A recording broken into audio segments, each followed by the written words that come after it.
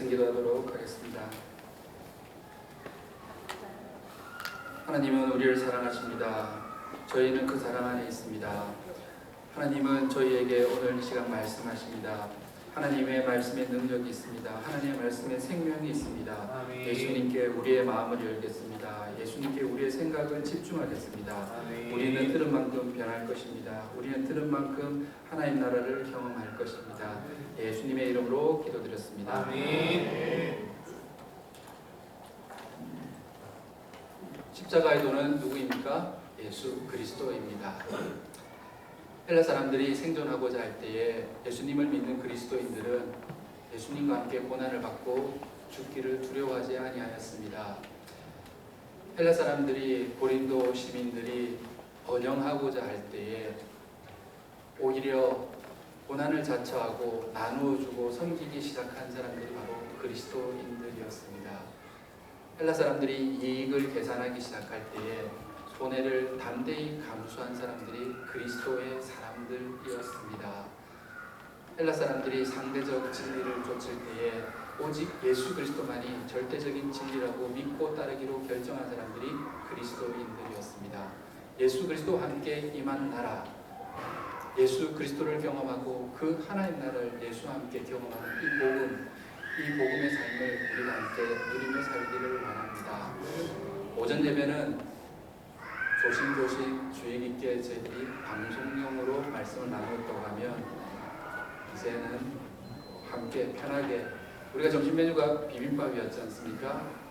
함께 치료하는 하나님이라고 하는 주제로 옴니버스식 구성으로 비빔밥 스타일로 한번 말씀을 나누어 보도록 하겠습니다. 시편 127편 2절에 보면 하나님은 사랑하는 자에게 무엇을 주신다고 하셨습니까? 네, 주무시면 됩니다. 졸리면 마음 편하게 주무십시오. 근데 그 구절의 의미가 무엇입니까? 하나님은 사랑하는 자에게 잠을 주신다면서요. 졸릴 때 적용할 수 있는 구절입니까? 그 구절의 본래 의미는 하나님은 사랑하는 자에게 잠을 자는 동안에도 사랑하신다, 지켜주신다라고 하는 의미입니다. 아멘. 제가 병원 신방 가면 꼭 나누는 말씀이기도 합니다. 병상에서 내가 아무것도 할 수 없을 때에 자고 눈 뜨고 이것밖에 할 수 없을 때에도 하나님의 임재를 경험하고 하나님의 치유하심을 경험한다라고 하는 그 약속의 말씀이 시편 127편 2절의 말씀입니다. 그래서 파수꾼의 수고가 헛되다. 그 헛된 순간에도 오직 하나님께서 지켜주시는 것만이 의미 있다라고 하는 말씀입니다. 아멘. 오늘 출애굽기 15장 말씀은 우리가 잘 알고 있는 말씀입니다. 그런데 26절에 보면 나는 너희를 치료하는 여호와임이니라. 치료한다라고 하는 게 어떤 의미일까요? 병에서부터 고쳐주신다는 의미입니까? 여기서 힐링의 의미는 무엇입니까? 키워드를 떠올리시겠습니까? 변화입니다.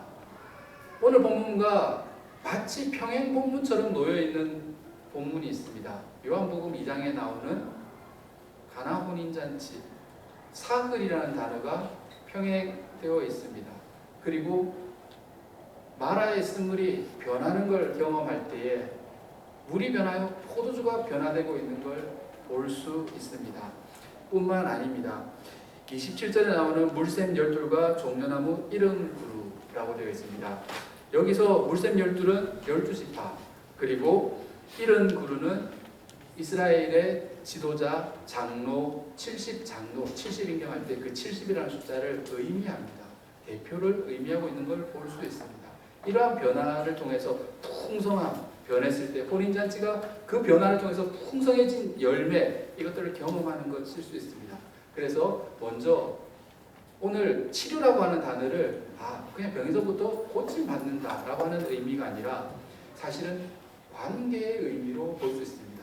변화라고 하는 핵심어를 놓치지 않았으면 좋겠습니다. 치료, 변화 이렇게 기억하시면 좋을 것 같습니다. 그러면 오늘 졸리지 않으시는 분들만 따라오실 때 함께 이렇게 저와 함께 걸어갔으면 좋겠습니다. 그러면 먼저 이거는 따라오셔야 됩니다. 제가 억지로라도 강제적으로 해보겠습니다. 민수기 6장 민수기 6장은 찾아주시길 부탁드립니다. 이제 앞으로는 찾고 싶을 때만 찾으시면 됩니다. 민수기 6장 24절부터 26절입니다. 민수기 6장 24절부터 26절입니다.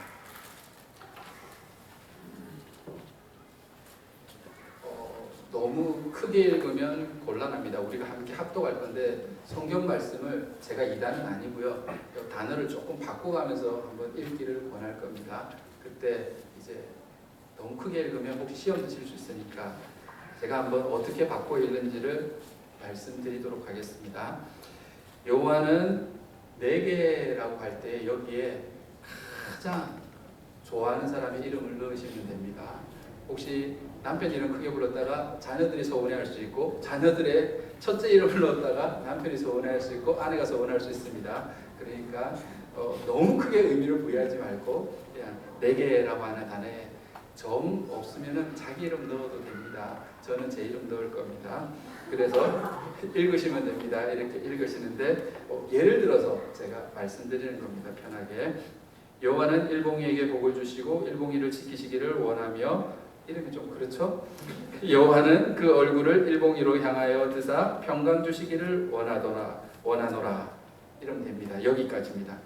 여기까지 우리가 한번 이제 읽을 겁니다.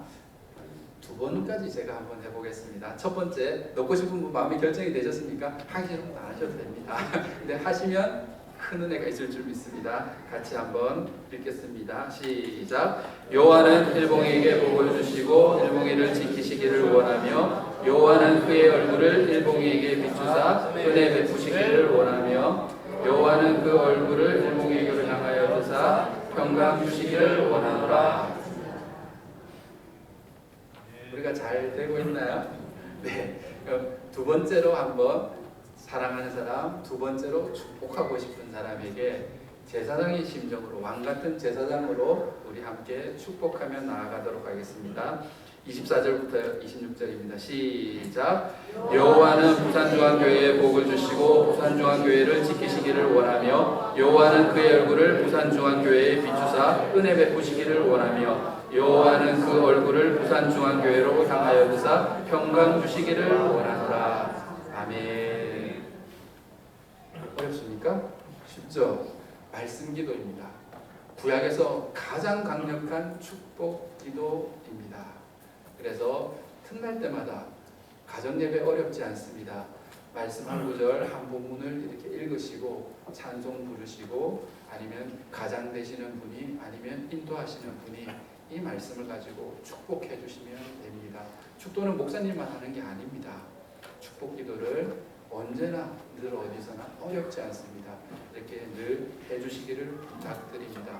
꼭 우리가 큰 병에 걸렸다가 나아야만 간증이 되겠습니까? 그 전에 예방의학도 있지 않습니까? 우리가 미리 하나님 앞에 간구하고 나가며 이렇게 축복하는 것은 우리에게 주신 겁니다. 하나님은, 예수 그리스도는 하나님 우편에서 축복 기도도 하시지만 하나님은 뭐 하시는 분입니까? 내릴 강자, 강복하시는 분입니다. 축자, 빌 축자 아닙니까? 비는 건 누구의 몫입니까? 우리의 몫입니다. 그래서 축복 기도를 해 주시기를 부탁드립니다. 아멘. 우리 본문 말씀 중에서 조금 앞으로 한번 가보겠습니다. 출애굽기 4장 한번 보겠습니다. 출애굽기 4장.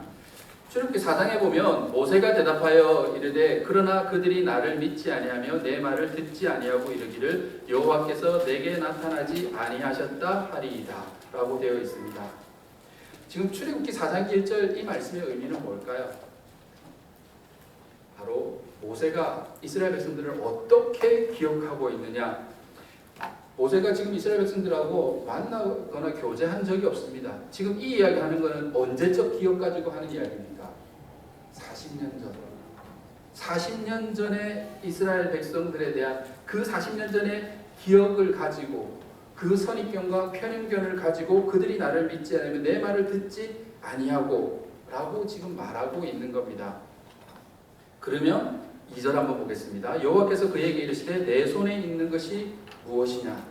내 손에 있는 것이 무엇이냐? 라고 물었습니다. 그렇게 사실 어렵지 않은 히브리어는 마제 베아 때 카입니다. 무슨 말이냐면 마, 무엇, 제, 이것, 그리고 배, 안에, 야드, 손, 그리고 카, 너의. 그런데 여기서 야드라고 하는 이 손, 내 손에 있는 것이 무엇이냐고 할 때 이 손의 의미보다도 더 첫 번째 되는 의미가 있습니다. 그게 뭐냐고 하면 두 가지가 사실은 거의 문헌에 찾아보면 나타나는 빈도수를 찾아보면은 기억이나 능력이나 손이나, 그런데 사실 기억이라는 의미에서로 많이 기록되고 있는 걸 볼 수 있습니다. 그리고 이 야드가 오늘 이 짧은 출애굽기 15장 이 본문에서는 9번이나 나타나고 있는 걸 볼 수 있습니다. 그러면 손을 기억으로 만약에 이해한다라고 할 때 내 기억 속에 있는 것이 무엇이냐라고 하는 겁니다. 내 기억 속에 있는 것이 무엇이냐. 그리고 계속해서 한번 보겠습니다. 그가 이르되 지팡이이니이다. 지팡이라고 하고 있습니다. 지팡이는 마테, 히브리어로 마테라고 합니다. 그런데 이 지팡이를 왜 마테로 쓰고 있을까? 시편 23편에 지팡이나 막대기가 나오지 않습니까? 거기는 쉐베트나 마셴, 다른 단어로 쓰여지고 있는 걸 볼 수 있습니다. 그래서 마테를 다시 한 번 더 새롭게 볼 필요가 있습니다. 그럼 마테의 다른 뜻은 오히려 더 마테를 대부분의 뜻으로는 지팡이가 아니라 어떤 뜻으로 쓰고 있는가 하면 족속이라든지 지파로 사용되고 있는 걸 볼 수 있습니다. 그러면 오늘 본문은 어떻게 됩니까? 내 손에 있는 것이 무엇이냐? 그가 이르되 지팡이이다 라고 쓰고 읽기는 어떻게 읽어야 되겠습니까? 내 기억 속에 이것은 무엇이냐? 내 한 족속입니다. 이렇게 읽혀지는 겁니다. 그래서 그렇게 보고 나면은 그 모세의 기억 속에 있는 한 족속은, 이스라엘 백성들은 어떤 의미입니까? 어떤 의미를 가지고 있을까요? 바로 모세에게는 큰 상처를 가지고 있다라고 하는 걸 우리는 알 수 있습니다. 어떤 상처일까요? 출애굽기 2장 14절에 보면 이렇게 이스라엘 백성들 중에서도 한 명이 이렇게 이야기합니다. 출애굽기 2장 14절에 누가 너를 우리를 다스리는 자와 재판관으로 삼았느냐? 내가 애굽 사람을 죽인 것처럼 나도 죽이려느냐? 모세가 두려워하여 이르되 일이 발로 되었도다. 이스라엘 백성 한 사람이 모세를 향하여서 한 그 말 한마디가 40년 동안 이스라엘 백성들의 전체로 일반화해서 그 기억 속에 상처로 남아 있었다라고 하는 걸 알 수 있습니다. 그러면 왜 하나님께서 모세를 콜링할 때 모세가 가기 싫어했는지 아시겠습니까? 그리고 4장 3절에 보면은 여호와께서 이르시되 그것을 땅에 던지라 하심에 곧 땅에 던지니 그것이 뭐가 되었습니까? 뱀이 되었습니다. 뱀은 지금 이스라엘 백성들을 만약에 지파로 지팡이를 본다라고 하면 던졌는데 뱀이 되었습니다. 그럼 이스라엘 백성들에 대한 그 모세의 기억 속에 있는 이미지는 무엇입니까? 우리가 미루어 짐작하지 않습니까? 뿐만 아니라 중첩되는 의미가 또 있는데, 뱀은 애굽 왕 바로의 상징 중에, 국권을 상징하는 것 중에 하나입니다. 뱀은 때로는 두려운, 흉측스럽고 그리고 가까이 하기 싫은 그런 동물의 의미도 되지만 두려운 대상이기도 합니다. 바로의 힘을 상징하기 때문에 그렇습니다. 그래서 이 뱀은 10가지 재앙을 통해서 이 뱀으로 상징되는 바로에 대한 그 두려움들을 10가지 재앙을 통해서 신격화된 그 바로를 신이 아닌 피조물이라고 하는 걸 경험하게끔, 지금 모세를 하나님께서 끊임없이 치유해 가시는 과정입니다. 모세의 기억을, 이스라엘 백성들에 대한 왜곡된 기억을 치유하시고 바로왕에 대한 두려움을 치유해 가시고 변화시켜 가신다라고 하는 걸 우리는 알 수 있습니다.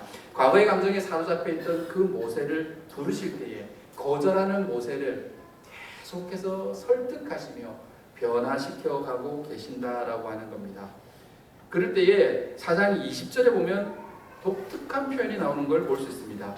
모세가 하나님의 지팡이를 손에 잡았더라.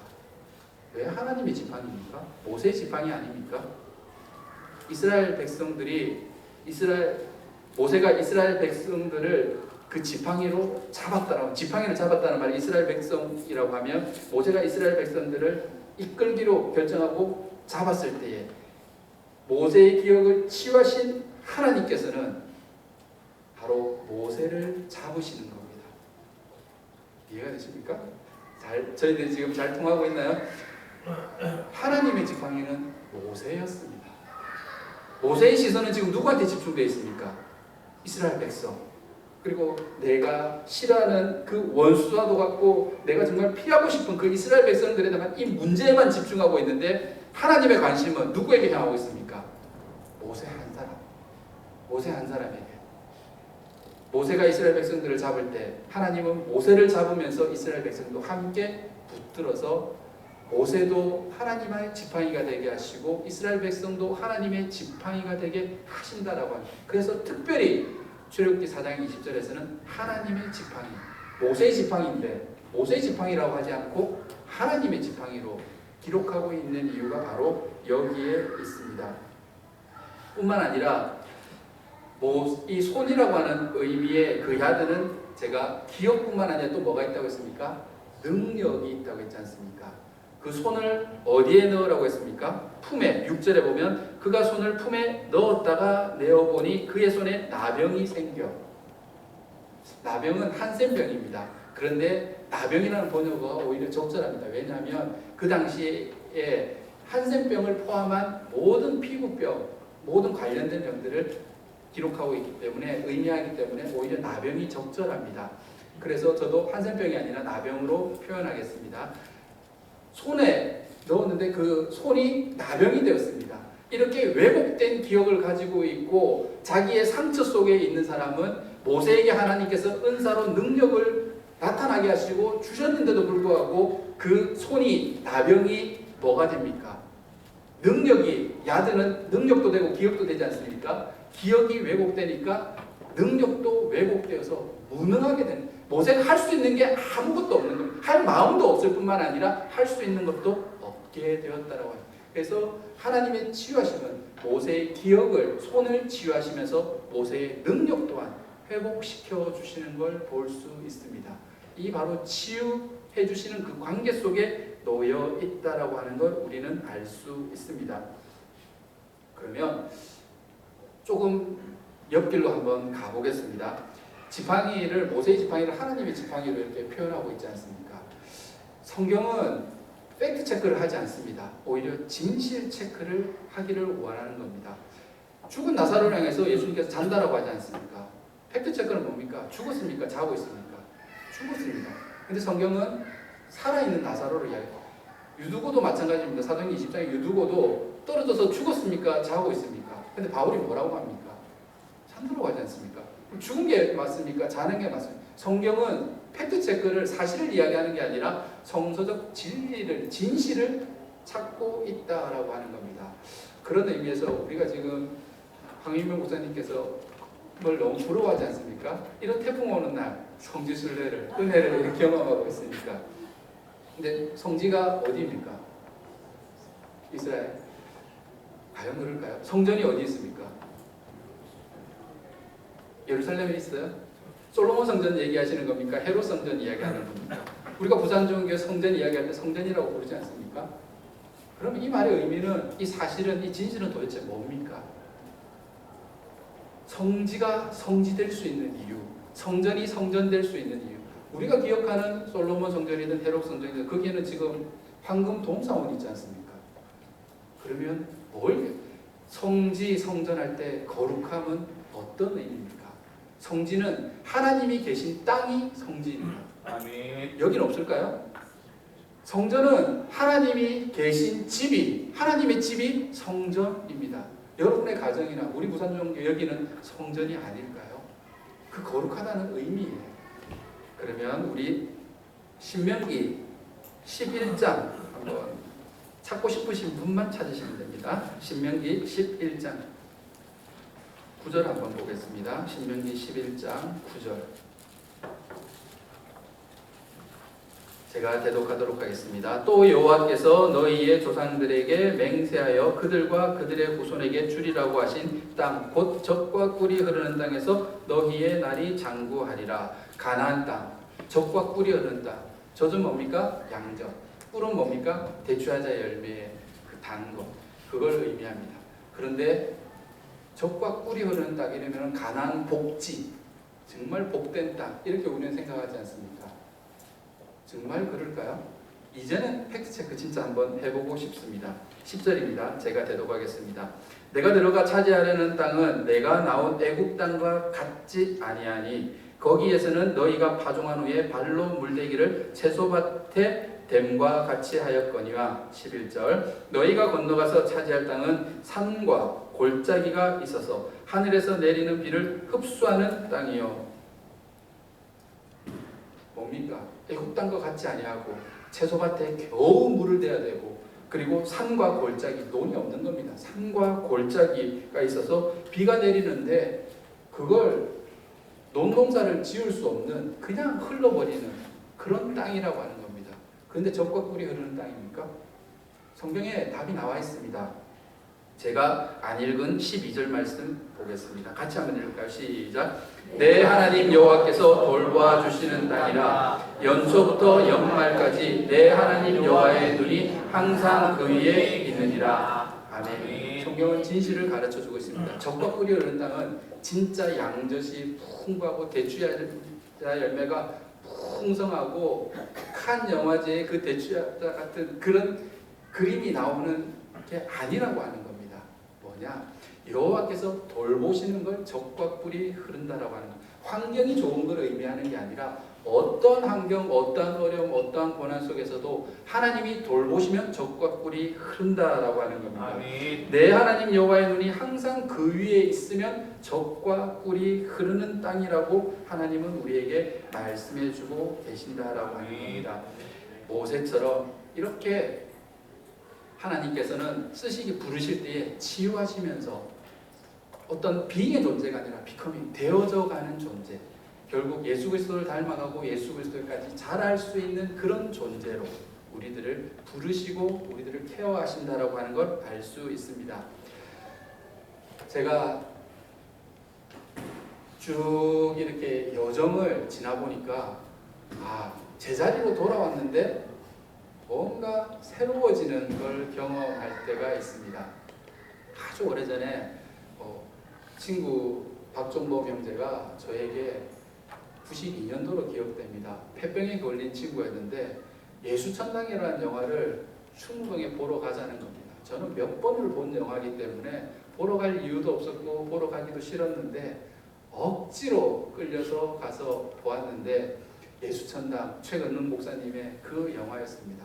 억지로 갔는데도 보고 나니까 큰 은혜가 되었습니다. 근데 지금의 제 신학이 무엇이냐, 신앙이 무엇이냐라고 묻는다라고 하면 저는 예수 하나님 나라입니다.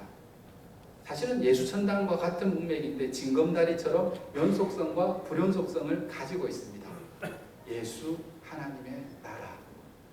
천당이 아니라 죽어서 가는 천당이 아니라 예수천당이 아니라 예수님께서 주가 되시는 하나님의 나라.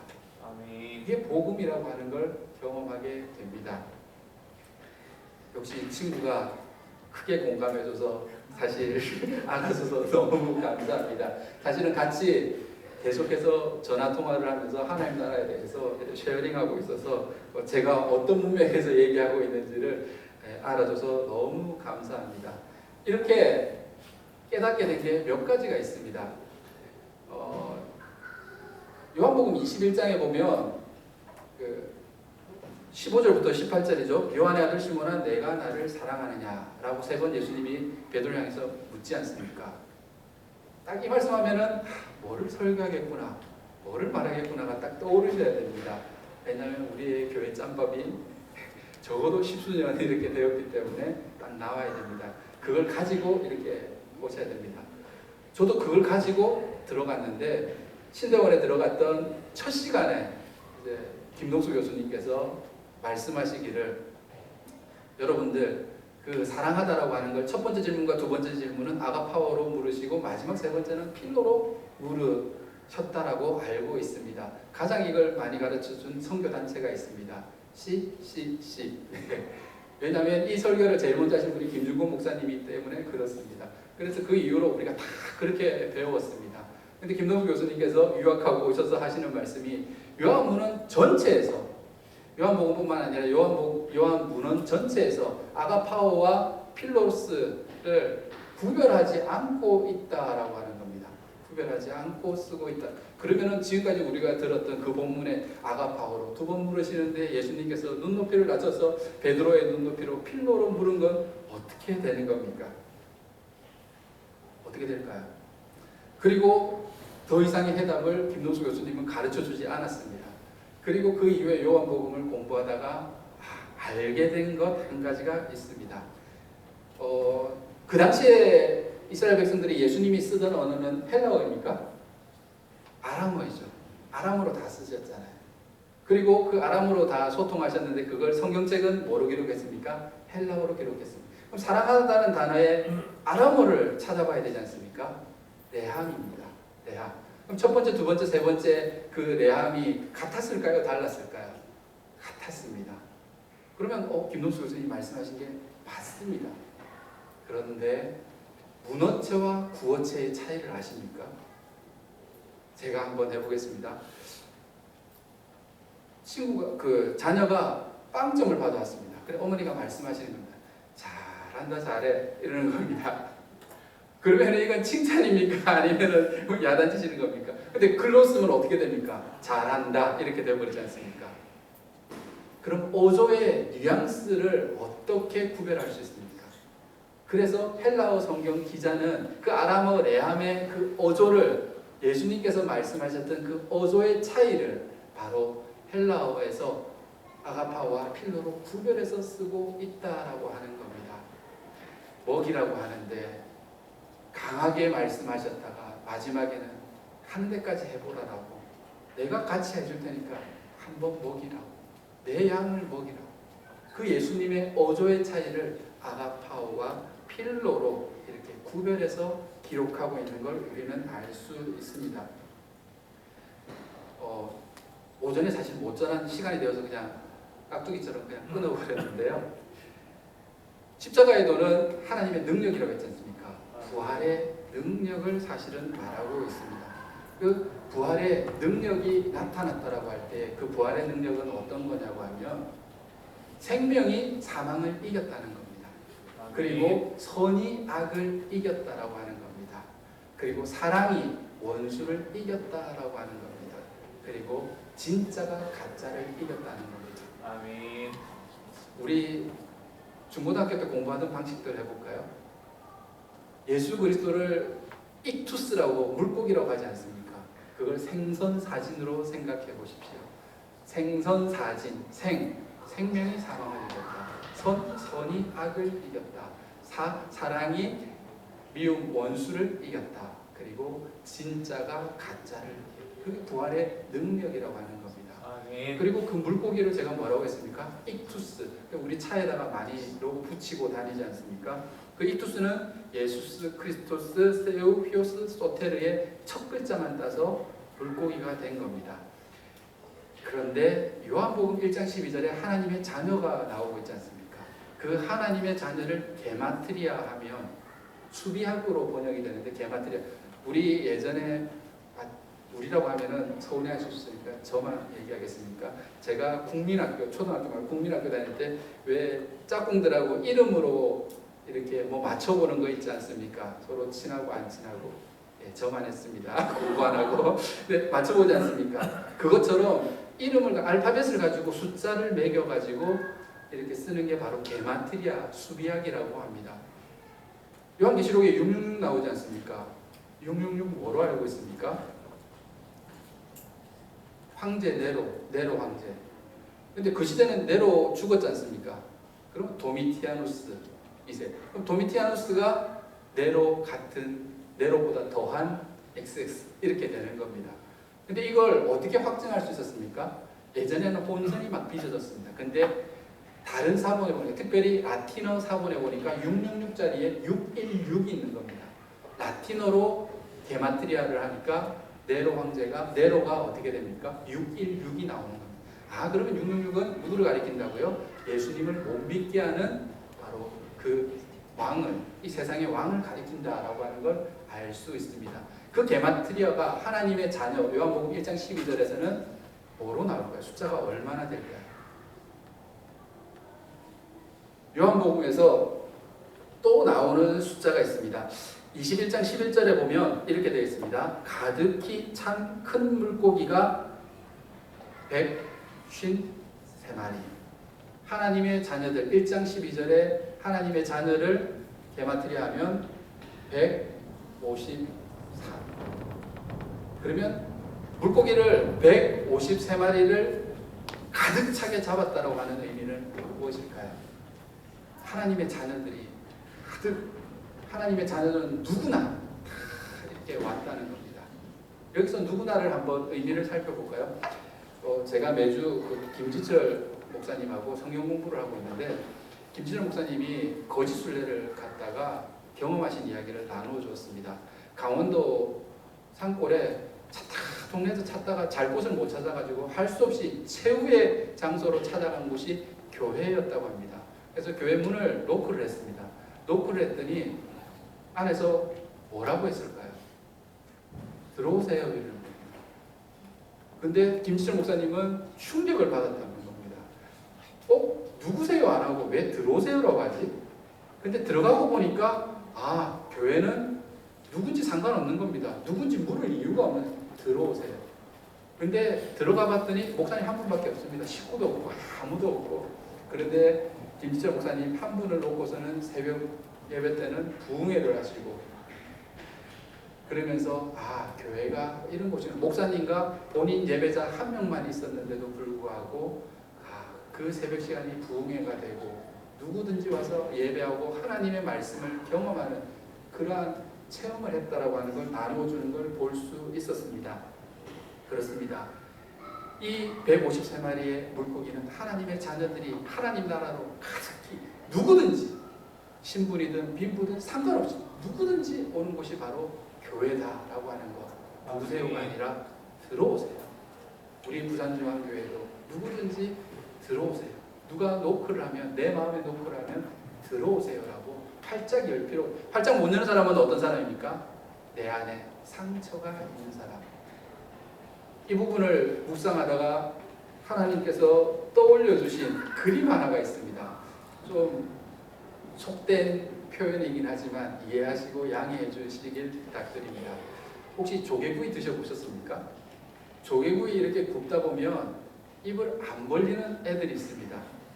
그러면 입을 안 벌리면 억지로 벌려서 드십니까? 아니면 입을 안 벌리는 애들은 그냥 그대로 억지로 안 하고 그냥 그대로 놔두십니까? 성격 따라 다르겠죠. 성격 급한 사람은 벌려서 억지로 먹을 것이고, 그냥 자연스러운 걸 좋아하시는 분은 그대로 둘 겁니다. 입 안 여는 애들은 어떤 애들입니까? 상한 애들. 상한 조개는 아무리 뜨거워도 입을 열지를 않습니다. 교회도 마찬가지 아닙니까? 마음이 상하면 안 열립니다.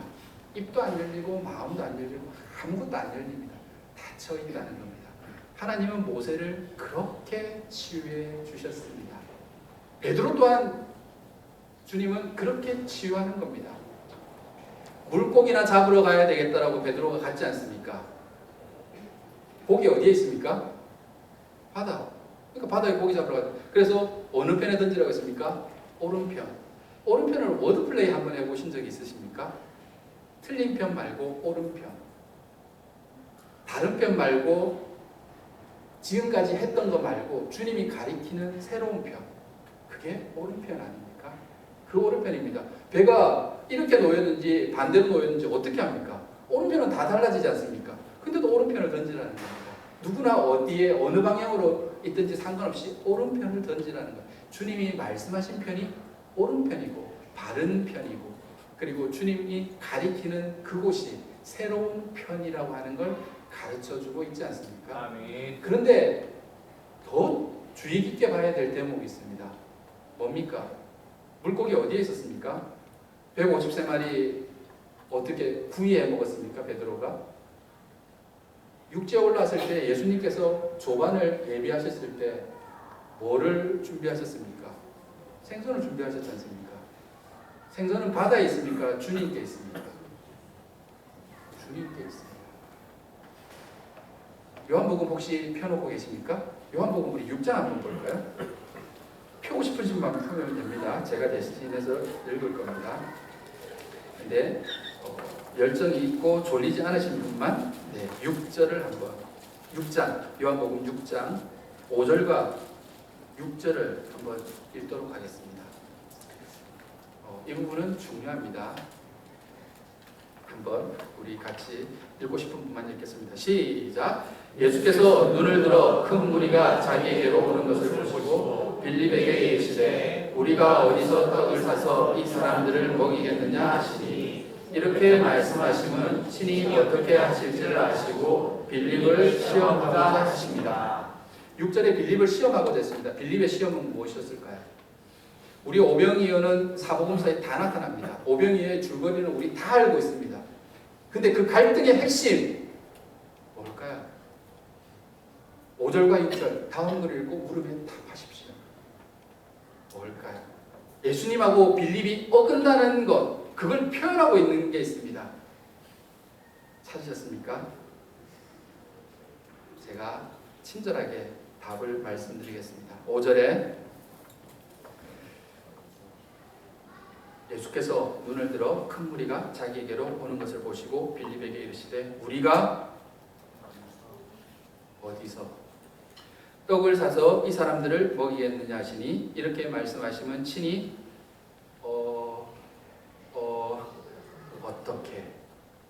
어떻게 하실지를 아시고 빌립을 시험하고 빌립의 시험은 뭐였습니까? 찾으셨습니까? 예수님은 뭐라고 물었습니까? 어디서? 빌립은 뭘 고민했습니까? 어떻게? 우리 지금까지 살아오면서 문제가 생겼을 때 이 문제 어떻게 해결하려고 어떻게든 해결해 보려고 우리 발 동동 부르지 않았습니까? 근데 주님은 어떻게에 대해서 답변을 하십니까? 안 하십니까? 어디로 갈래?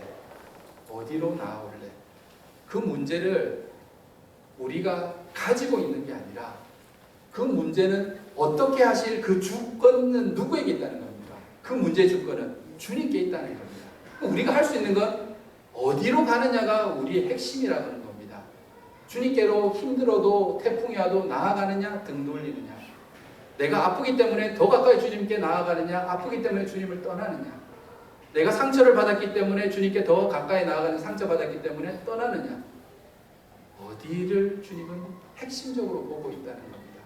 그런데 빌립의 초점은, 시선의 초점은 어디에 있습니까? 어떻게 하니까 답이 안 풀리는 겁니다. 사람은 이렇게 많은데 오병이어가지고 이건 해결이 안 됩니다 라고 하고 있지 않습니까? 이게 빌립의 시험이었습니다. 빌립만의 시험이겠습니까? 우리 모두의 시험입니다. 어디서 우리의 방향성, 디렉션을 잃어버리지 않길 바랍니다. 생명의 나침판은 누구를 가리키고 있느냐? 십자가의 도 또한 마찬가지입니다. 십자가의 도가 너무 힘든 거 아니야? 부담스러운 거 아니야? 어려운 거 아니야? 라고 어떻게 하려고 하니까 고민하고 있는 거 아닙니까? 어디로, 누구에게 맡길 수 있어야 된다라고 하는 겁니다. 이 부분이 중요합니다. 그래서 요한복음 21장 11절에 153마리는 어쩌면 하나님의 자녀들, 하나님 나라를 우리에게 그려주고 있는 건지도 모르겠습니다. 한 구절을 좀 더 보도록 하겠습니다. 이 부분은 제가 대독하도록 하겠습니다. 시편 3편 7절에 보면 뭐라고 기록되어 있는가 하면 시편 3편 7절에는 여호와여 일어나소서라고 되어 있습니다. 여호와여 일어나소서. 어떤 느낌이 드십니까? 은혜스럽게 그냥 자연스럽게 읽히죠. 근데 낯설게 한번 읽어보시겠습니까? 어떻게 하면 낯설게 읽을 수 있을까요? 아니 여호와 하나님을 일어나라 마라 하는 게 말이 되냐? 말이 됩니까? 네, 말이 안 되는 것 같기도 하고 여호와 일어나소서. 그런데 성경 전체 문맥에서 한번 보면 이 말씀의 의미를 깨닫게 된 게 있습니다. 그게 뭐냐면 마가복음 4장 37절에 보면 이런 말씀이 있습니다. 큰 광풍이 일어나며 물결이 배에 부딪혀 들어와 배에 가득하게 되었더라. 예수께서는 고물에서 베개를 베고 주무시더니 제자들이 깨우며 이르되 선생님이 우리가 죽게 된 것을 돌보지 아니하시나이까. 제자들이 예수님을 깨우며 일어나게, 예수님 일어나십시오, 우리가 죽게 된 것을 돌보지 아니하시나이까. 눈치채셨습니까? 여호와여 일어나소서라고 하는 말의 의미는 주님, 내가 죽게 됐습니다, 살려주십시오, 나를 구원해 주십시오라고 하는 의미입니다. 여기에 대한 확증이 어떻게 나타나 있는가 하면 7절을 저는 여호와여 일어나소서만 읽고서는 끊고 고민을 하고 묵상을 했었는데, 읽어보니까 여호와여 일어나소서 나의 하나님이여 나를 구원하소서. 아멘. 같은 의미입니다. 반복 진술입니다. 여호와여 일어나소서, 여호와여 나를 구원하소서라고 하는 말씀의 의미입니다. 우리 말씀 마무리하기 전에 찬송가 한 장 부르고 하도록 하겠습니다. 265장입니다. 265장 우리 찬송가 같이 부르고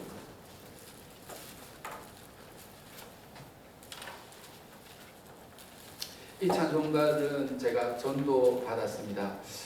제가 부교육자를 했을 때 그 담임 목사님이 이 찬송가를 끊임없이 불렀는데 그 담임 목사님은 목회 길에 들어서게 된 주님의 콜링의 그 사건이 첫째 아들을 잃었던 사건이었습니다. 첫째 아들을 잃고 나서 유월절에 관한 말씀을 들으면서 하나님께 큰 은혜를 받고 소명의 말씀으로 사명의 말씀으로 받았는데 평생 목회하시면서 항상 1월달이 되면은 보름 가까이 유월절 예배를 드리는데 이 찬송을 끝없이 부르셨습니다. 그러면서 알게 된 것이 그 간절함이 다시는 큰아들을 잃는 것 같은 그런 아픔은 겪지 않기를 바라는 그런 소망에서 성도들 또한 마찬가지로 자기와 같은 그런 일이 없기를 바람으로 해마다 하는데 그러면서 그걸 옆에서 지켜보고 같이 예배를 드리다 보니까 이 말씀이 저에게 참 와닿았습니다. 그래서 힘들고 어려울 때 그래서 그 목사님이 늘 레파토리처럼 하시는 말씀이 있습니다. 환난과 질고와 질병과 어려움과 넘어가고 건너가고 돌아가고 피해가는 은혜가 있게 하여 주시옵소서. 레파토리입니다. 옆에 있다가 보니까 넘어가고 건너가고 돌아가고 피해가는 은혜가 있게 하여 주시옵소서. 항상 기도할 때도 그렇게 하시는데 이 말씀이 6월에 넘어가는 은혜입니다. 이 찬송 한번 우리 부르고 말씀 마무리하도록 하겠습니다.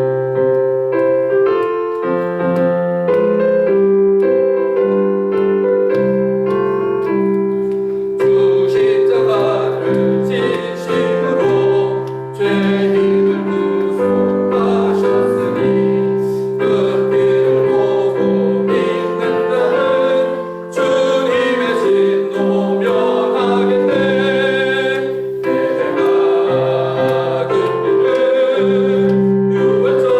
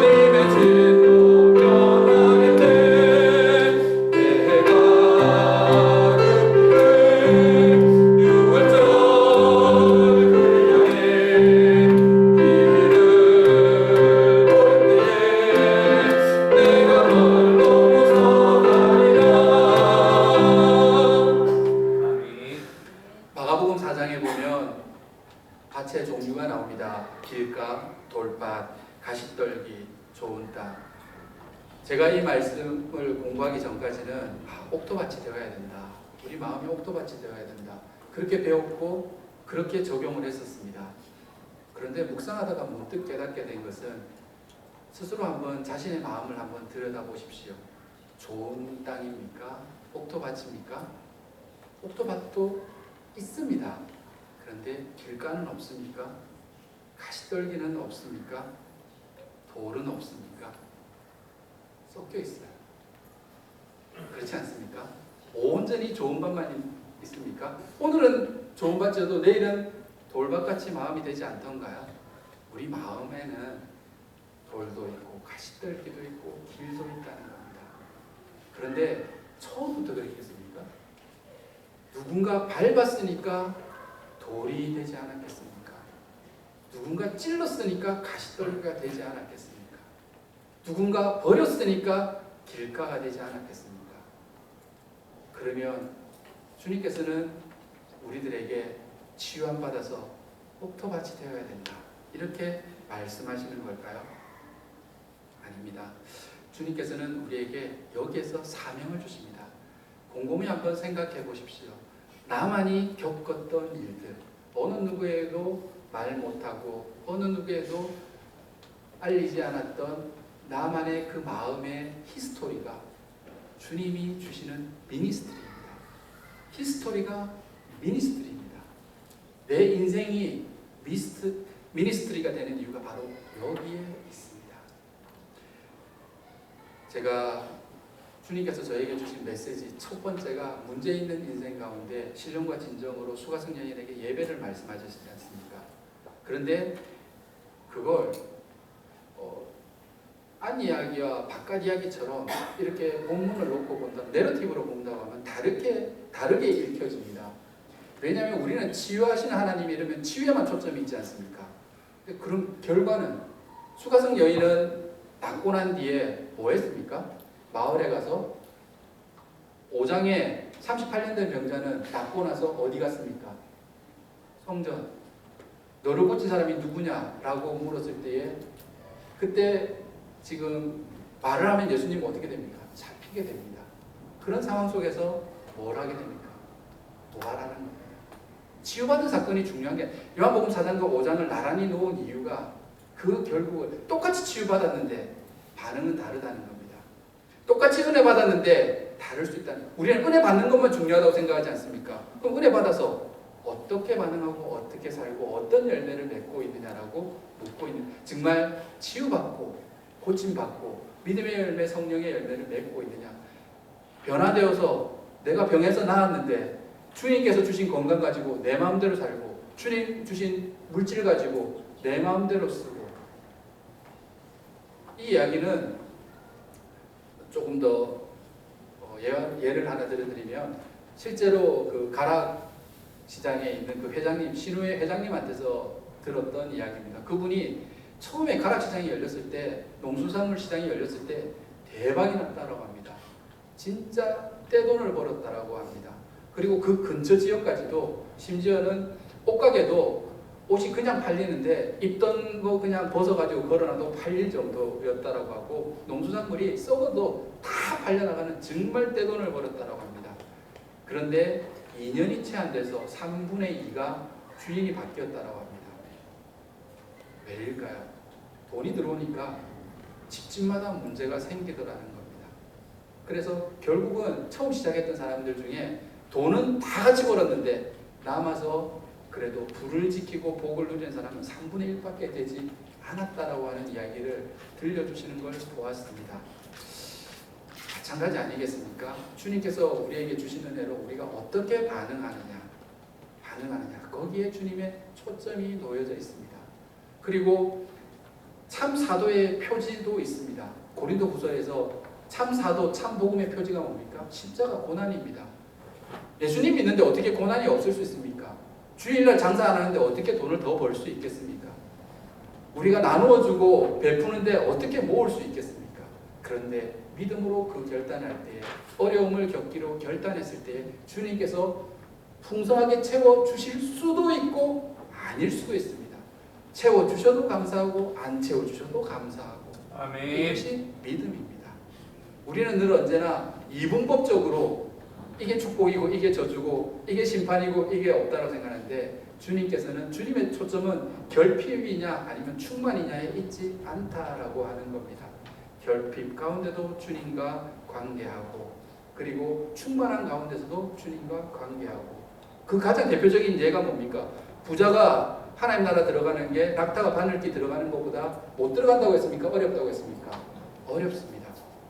그럼 제가 질문 이렇게 드릴까요? 가난한 사람이 하나님 나라 들어가는 게 어렵습니까? 못 들어갑니까? 쉽습니까? 저는 어렵다고 생각해요. 낙타가 바늘기 들어가는 것만큼 어렵다고 생각해요. 왠지 아세요? 부자도 돈 하지만 가난한 사람도 돈이 없으니까 돈 해요. 그 이유가 어디에 있는지 아세요? 부자라고 했잖아요. 자, 사람의 정체성이 어디에 있다는 거예요? 부에 있다는 거예요. 가난한 사람, 그 사람의 정체성이 어디에 있다는 거예요? 가난에 있는 거예요. 근데 하나님 나라 가는데 부하고 가난이 뭐 영향을 미치는 게 있습니까? 그리스도인이, 부자 그리스도인이 하나님 나라 청빈론이든 청부론이든 깨끗한, 부자가 깨끗한 가난한 사람이 믿음으로 하나님 나라 가는 거 아니겠습니까? 아멘. 정체성은 부에 있지도 가난에 있지도 않습니다. 그리스도인에게 있다라고 하는 거 우리에게 가르쳐주고 있습니다. 이 모든 말씀을 수렴해서 그럼 치유한다라고 하는 거, 나를 고쳐주신다라고 하는 것, 그 의미가 무엇이겠느냐라고 하는 걸 두 가지를 통해서 말씀드리겠습니다. 결론 말씀입니다. 첫 번째 질문을 이렇게 드려보겠습니다. 사실 질문이 잘못된 거기 때문에 너무 심각하게 생각 안 하셔도 됩니다. 새하늘과 새 땅에 선악을 알게 하는 나무가 있을까요? 없을까요? 이 모든 이 탈이 난 게 선악을 알게 하는 나무 때문에 난 거 아닙니까? 선악을 알게 하는 나무만 에덴 그 기쁨의 동산에 없었으면 우리가 지금 이렇게 고생하지 않아도 되지 않습니까? 그러면 새하늘과 새 땅에는 하나님 나라에 우리가 가면 선악을 알게 하는 나무가 있을까요? 없을까요? 이런 어려운 건 투표로 해야 되는데 다수결로 결정해야 되는데 없을 겁니다. 근데 있습니다. 왠지 아십니까? 선악을 알게 하는 나무가 뭡니까? 열매 하나 따먹었다고 이 모든 일들을 하나님께서 어떻게 이렇게 하실 수 있습니까? 그런데 열매 하나 따먹은 문제가 아니라 그 선악을 알게 하는 나무가 어떤 나무냐는 겁니다. 그 나무를 볼 때마다 누가 생각납니까? 먹지 말라고 하신 하나님의 말씀이 생각나는 겁니다. 하나님의 말씀이 생각나면 하나님의 말씀이 계신 곳에 누가 임재하십니까? 하나님이 임재하십니다. 새하늘과 새 땅에 하나님의 임재가 없습니까? 하나님이 말씀 안 하십니까? 그래서 요한계시록에는 그걸 보좌로 이야기합니다. 에덴 동산에 있었던 선악을 알게 하는 나무는 바로 하나님 나라 새하늘과 새 땅에서는 보좌, 지금 여기에는 하나님의 임재. 새하늘 새 땅에도 사실은 있는 것과도 다름이 없습니다. 아멘. 그럼 생명나무는 뭐죠? 생명이 뭐예요? 구약에서는 생명이 이겁니다.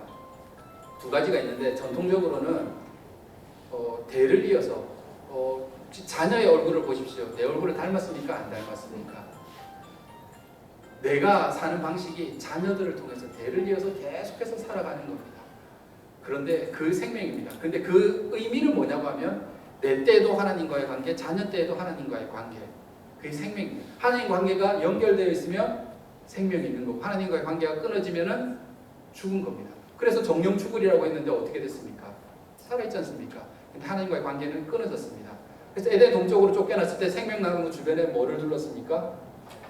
화영검을 둘렀지 않습니까? 왜 둘렀습니까? 못 가게. 사람이 범죄한 인간이 에덴의 동쪽에서 하나님께로 스스로는 갈 수 없도록. 그게 생명나무의 의미. 그러면 화영검으로 둘렀는데 누구로 말미암아 갔습니까? 예수 그리스도. 그게 생명나무의 의미입니다. 어떤 신천지에서의 비유풀이 이런 거는 전혀 듣지를 마십시오. 선악을 알게 하는 나무의 의미와 생명나무가 우리에게 가르쳐주는 것, 생명나무를 통해서 하나님과 우리와의 관계, 선악을 알게 하는 나무의 열매를 통해서 말씀하신 하나님 순종하는 우리, 하나님이 말씀하실 때 우리가 들으면 어떻게 되는 겁니까? 하나님이 왕이 되시는 겁니다.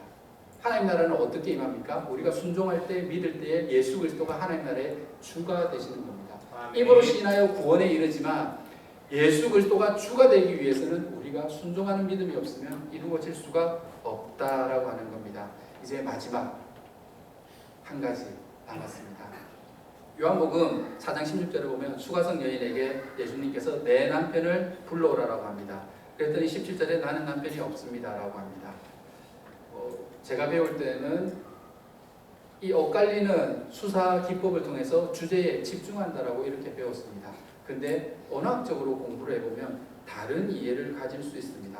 18절에 너에게 남편 5이 있었고 지금도 있는 자도 내 남편이 아니니 네 말이 참되도다 라고 할 때에 행실이 나쁜 것처럼 보이는 이 여인에게 사실 물었던 그 남편은 아네르라고 하는 헬라어입니다. 그런데 히브리어로는 이슈인데 사실 이 말도 예수님이 뭐로 하셨습니까? 아람어로 하셨습니다. 아람어로 했을 때에 베엘이라고 했습니다. 베엘의 의미는 남편이라는 뜻보다도 주인이라는 의미가 있습니다. 그 고대에는 불쌍한 사람이 누굽니까? 고아와 과부. 왜? 고아는 아버지가 없고 과부는 남편이 없기 때문에. 남편이 아버지가 없으면 먹고 살 길이 없던 고대 시대였기 때문에 그렇습니다. 그래서 그 남편의 의미는 주인의 의미를 가집니다. 생활을 책임지는 주인의 의미를 가집니다. 그러면 다르게 읽히지 않습니까? 내 주인을 불러오라. 나는 주인이 없나이다. 네가 주인이 없다는 말이 옳도다. 너에게 주인 삼은 남편 5이 있었고 지금 있는 자도 너의 주인이 아니니 내 말이 참되도다. 주인은 누구입니까? 이걸 묻는 겁니다. 수가성 여인에게 문제 있는 인생을 향해서 너의 주인은 누구냐? 지금까지 살아오면서 주인 삼아서 가장 중요하다고 생각하는 주인 삼은 것, 그것이 무엇이냐? 그걸 통해서 하나님 나라를 경험했느냐라고 묻고 있는 겁니다. 그러면서 예수님은 바로 너의 삶의 구원주와 삶의 주인이 되어 주시겠다라고 수가성 여인을 찾아온 것입니다. 오늘 이 말씀을 통해서 주님께서 우리를 치유하기를 원합니다. 이 시간 공동 기도할 때에 주님 저를 치료해 주십시오. 주님 저를 고쳐 주십시오. 예수님 닮기 원합니다. 믿음의 열매, 성령의 열매 맺기 원합니다. 제 삶의 주인은 더 이상 제가 아닙니다. 제 삶의 보좌에 주님이 앉아 주십시오. 주님 말씀하십시오. 제가 듣겠습니다. 우리 이 약속의 말씀 붙들고 이 시간 잠깐 기도합니다. 기도하겠습니다. 아버지 하나님 감사를 드립니다. 이 시간 기도하며 나아갑니다. 우리 모두의 히스토리가 부산중앙교회의 히스토리가 부산중앙교회의 미니스트리가 되게 하시고 부산중앙교회의 모든 예배자들이 예수 그리스도를 주인 삼아 아버지 하나님 살아가기를 원합니다. 아버지 하나님 우리에게는 남편이 없습니다. 우리에게는 삶의 주인이 없습니다. 내가 지금까지 주인 삼은 모든 것들 내가 붙들고 있었던 그 모든 것들을 내려놓고 주님께 나아갑니다. 예수 그리스도께서 내 인생 가운데 찾아오셔서 우리의 부산중앙교회에도 찾아오셔서 주인이 되어서 통치하여 주시고 왕이 되어 주시고 다스려 주시고 하나님 나라가 교회 위에 가정 위에 우리의 인생 위에 이루어지게 하여 주시옵소서. 주님 간절히 이 시간 기도하며 나아갑니다. 우리의 연약함이 있습니다. 아버지 하나님 우리의 연약함을 도와주시옵소서. 우리의 부족함을 채워주고 우리의 허물을 덮어주시옵소서. 아버지 하나님 고쳐주시옵소서.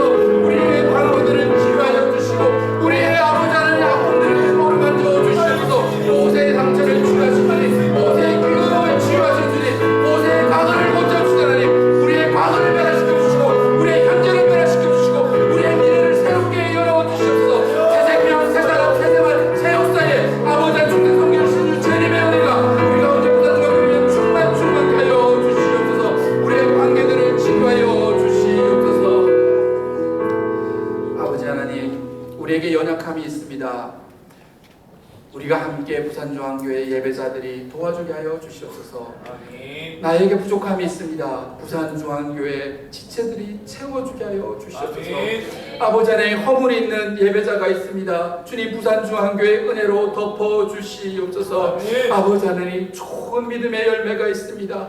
아버지 하나님 은혜를 나누게 하여 주시옵소서. 아멘. 주님께서 주신 그 믿음의 반응들이 부산중앙교회에 일어나고 있습니다. 이것들을 아버지 하나님 선포하며 나아갈 수 있도록 히스토리가 미니스토리가 될 수 있도록 도와주시옵소서. 아버지 하나님 우리의 모든 관계를 치유하여 주시옵소서. 아멘. 주님과의 관계를 고쳐주시고 아버지 하나님 이웃과의 관계를 고쳐주시고 세상과의 관계를 고쳐주셔서 예수 그리스도가 주가 되셔서 하나님 나라를 경험하는